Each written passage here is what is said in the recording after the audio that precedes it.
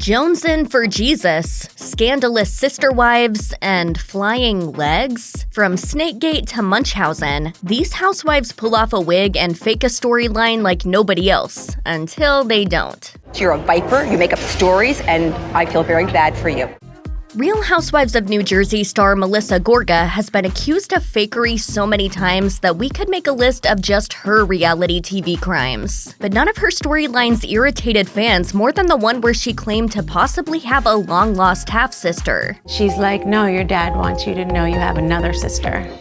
Gorga has been open about her late father's infidelities, so a secret love child wasn't outside the realm of possibility. Still, given that no sister was ever found and the storyline was dropped by the end of season 9, some viewers suspect this so-called sister never existed. On the Daily Dish podcast in 2019, Gorga claimed to have created a 23andMe profile in hopes of finding her sibling. Supposedly, she was waiting to see if her sister would also do the ancestry search, adding, "If it's meant to be, it's meant to be." Well, it wasn't. Gorga had claimed a year prior that she was trying to be more authentic to herself, and she says her sister's search was as real as could be. She also alleged that people don't respond as well to more normal storylines like secret sisters. She told Entertainment Tonight that as far as the fans are concerned, unless your husband's cheating on you, or you're Erica Jane, or like you're going to jail, or you're robbed a bank, then you shouldn't be on The Housewives. claiming that viewers just want the drama stirred up at every turn and that the stars should be the ones to do it, Gorga joked. It's Housewives. It's not like Mob Wives. Though she left the show in 2021, Cynthia Bailey spent a whopping 11 seasons on The Real Housewives of Atlanta, starting with her debut on season 3. Over the course of her tenure, Bailey often rose above the petty drama, and her storylines, from her family's disapproval of her marriage to Peter to her daughter Noelle's coming out, were typically grounded in reality. I'm Cynthia Bailey. Now what else is going on? Bailey's lighter moments have been fun, including her 50 Cent costume and her failed attempts at twerking. And even though she has gotten into the occasional fight, Bailey has frequently come across as the bigger person. That is why it was so shocking when she found herself embroiled in scandal with season 12's Snakegate. There is some sort of audio of Cynthia saying really horrible things about me.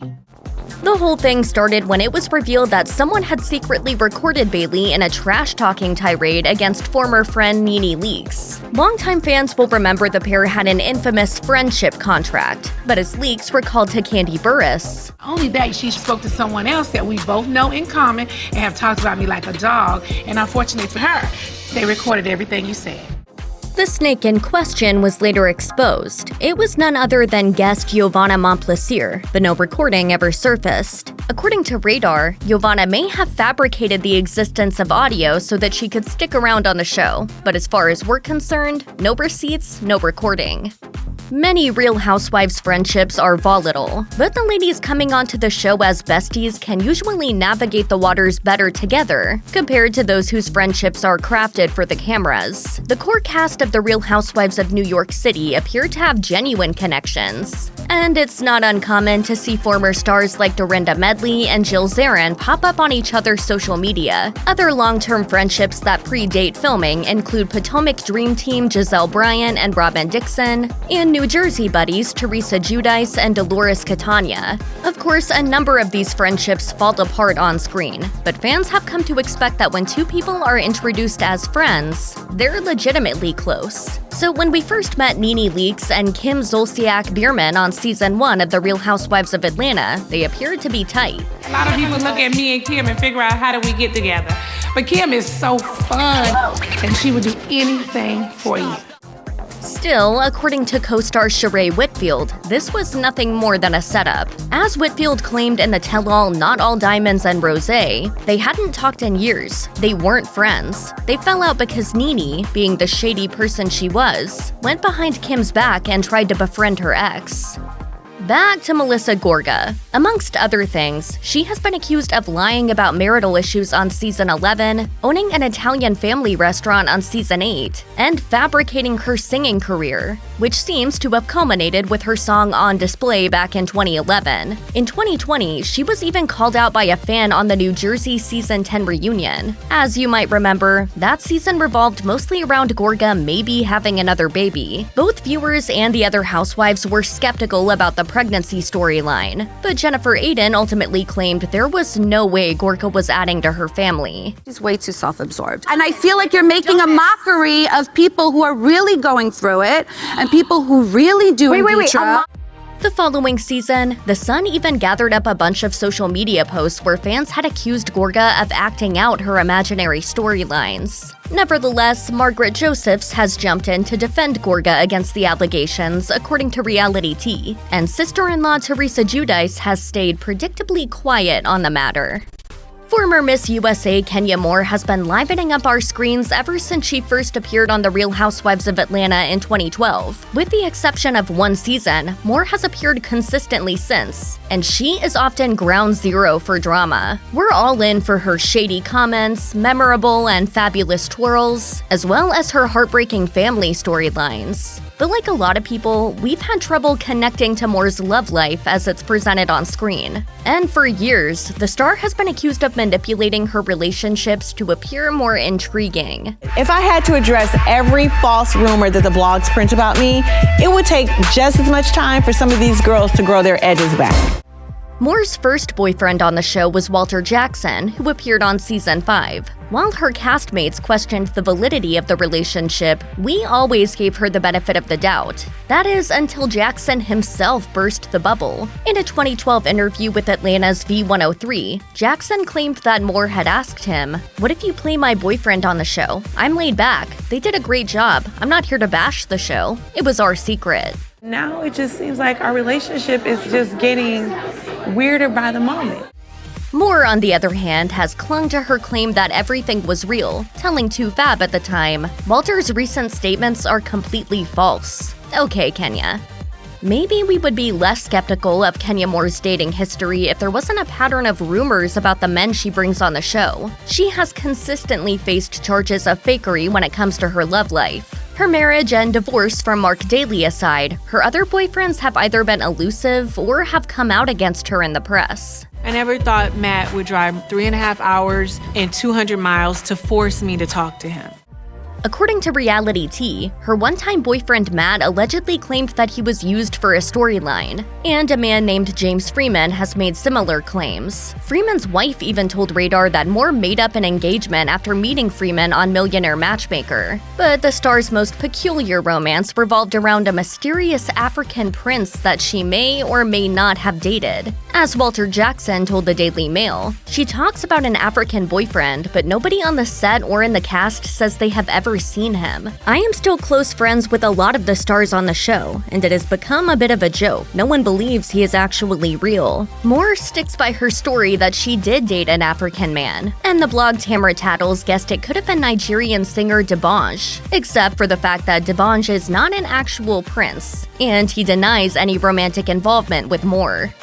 It's rare for a cast member to admit to falsifying a storyline without anyone already pointing a finger their way. But that's what New York star Carol Radziwill did when she discussed her friendship with Tinsley Mortimer on Jenny McCarthy's radio show in 2019. Radziwill had previously alluded to her friendship with Mortimer being enhanced for the cameras, and she brushed off the relationship during her final reunion. But the McCarthy interview was the first time she went into depth about the inner workings of production. Tinsley and I weren't really clicking. Claiming that none of the cast wanted to get too friendly with Mortimer, she explained that she defaulted to being the only one who would willingly shoot scenes with her. I had fixed her up with this guy I knew, so it was it's sort of like an easy way to do scenes together. Radziwill claims that producers encouraged them to film together and were the reason she stayed with Mortimer in the Hamptons. After filming, I never spoke with Tinsley. Mortimer then claimed on Watch What Happens Live that the pair had talked on the phone and that she was hurt by the allegations. But that didn't stop Radziwill from dishing on the non-friendship once again when she stopped by the Juicy Scoop podcast in 2020.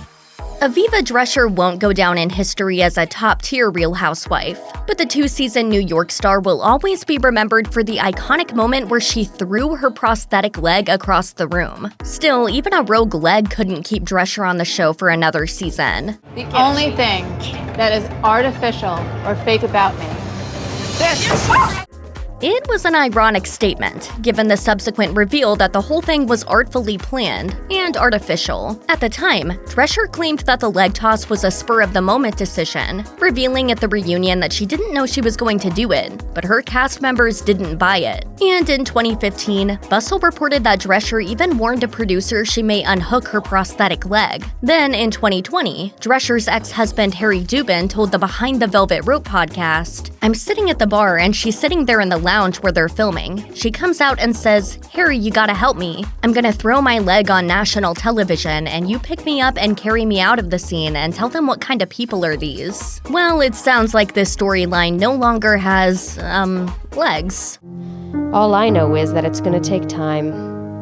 A lot of time.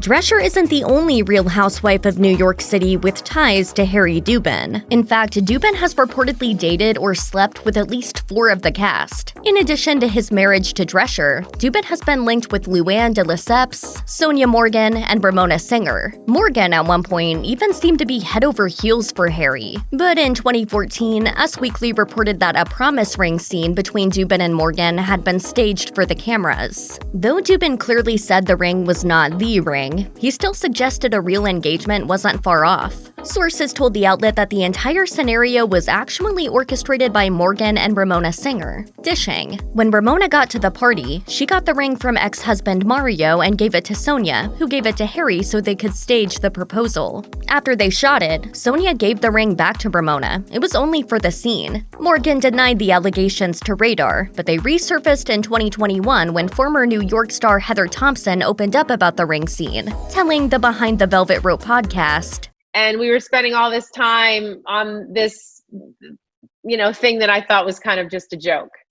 From drunkenly stomping on a glass tray at Ramona's birthday party, to also drunkenly knocking out a tooth while ripping off a strange man's shirt, Sonja Morgan is nothing if not entertaining. Much of what she does on The Real Housewives of New York City appears to be real and genuine, and her big heart and zest for life are ever apparent. But nothing has been sadder to watch than Morgan's attempts at business, and this is where fans have had trouble connecting with the lovable star. Like many who have come before her, Morgan has made numerous attempts at launching products to capitalize on her fame. She was even able to get her clothing line into Century 21 before the store shuttered amidst the pandemic, according to People. But Sonja by Sonja Morgan fashion aside, Morgan's other businesses appear to have been nothing more than a joke. She launched Tipsy Girl Sparkling Rosé, a line that went nowhere but created a big storyline, after Skinny Girl creator Bethany Frankel labeled it as a cheater brand per the Daily Dish. Andy Cohen once told People that Tipsy Girl was the most absurd business to be featured on the franchise. But even Tipsy Girl was more legit than Morgan's toaster line that never happened. As Carol Radziwill told the podcast In My Heart with Heather Thompson, she had no intention of making a toaster oven. It was just a funny storyline for the show.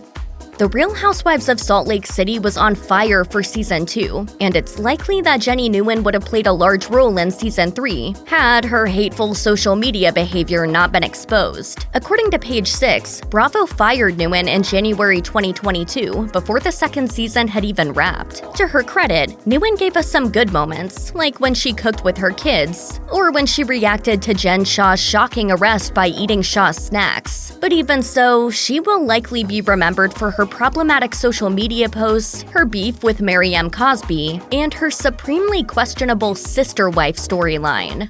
What if we get a sister wife? Are you serious right now? Fans weren't exactly buying it when Nguyen's husband Dewey casually proposed adding another wife to their marriage while the couple were on a date. Things got even more suspect when it was connected to Dewey's desire for another child. The couple experienced a multitude of miscarriages, but barely considered other options like surrogacy or adoption. The fakery was then called out by Nguyen's alleged niece, who posted on TikTok, "These people are so disgusting. They're willing to do anything for money." Second, she's milking this whole crazy I came from nothing storyline, which is not true at all. Consistently at the bottom of the barrel, The Real Housewives of Dallas was put on ice after ratings nosedived to their lowest during Season 5, according to The Sun. But despite all of the struggles, the series still managed to gift us some stellar storylines over the years. Even so, one polarizing cast member, Carrie Duber, has spoken out about the artificial nature of the show and the lengths she went to in order to land some airtime. Duber, who was a main cast member for the first 3 seasons, and her husband Mark, stopped by Everything Iconic with Danny Pellegrino in 2020. There, Mark admitted, "The Laser Center kinda started as a goof to have a storyline for Season 2, and I'm like, the only way that I'm gonna let you play that storyline is if you really get your ass in there and run something, and then I'm gonna go with it." I'll just do all the work myself. The doctor-nurse team now head the Lemon Avenue Plastic Surgery and Laser Center in Dallas, Texas. So file this one under something that started out as totally fake and then actually turned real. While we don't doubt anyone's spirituality, it was still hard to buy into things when Tamra Judge suddenly found religion on Season 10 of The Real Housewives of Orange County. Her journey never felt completely genuine, not even when she was baptized in front of the rest of the cast and cameras. And now, I love Jesus. After that, her Christian faith seemed to disappear into thin air. The reality star made hardly any reference to religion or God for the subsequent 4 seasons before she was fired at the end of Season 14. So it was hardly a surprise when Radar reported that the storyline was made up for TV. As one insider dished, she says she's found religion, but her New Leaf storyline is completely fake. Judge has made passing references to faith in the years since, most often in response to haters' critiques. But her spirituality sure hasn't stopped her from attacking the other women on a regular basis. Judge denies ever fabricating a storyline, claiming that other stars have been less genuine. As she posted on Instagram, "It always shows, and those type of cast members don't last very long on the show."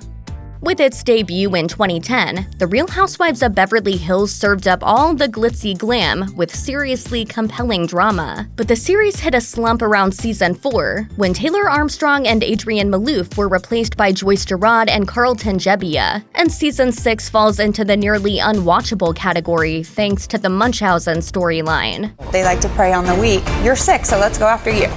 Tongues were wagging when the women started to question Yolanda Hadid's battle with Lyme disease, with Lisa Rinna wondering if Hadid was suffering from Munchausen syndrome. That would have meant Hadid was faking her illness just to get attention. Much of the season was about this accusation, but Rinna has gone on record saying that it was all fabricated. She told Jenny McCarthy's podcast, "To be honest with you, I knew that we were going to tell the story this season about Yolanda. I just had a sense. I said to Harry Hamlin, this is going to be the story of the season, and I don't want to do it, and I don't feel good about it." That's a vicious, mean narcissist that does that. But Rinna clearly didn't care too much since she got the ball rolling. Still, she made sure to call out Lisa Vanderpump as the true mastermind on the Season 6 reunion.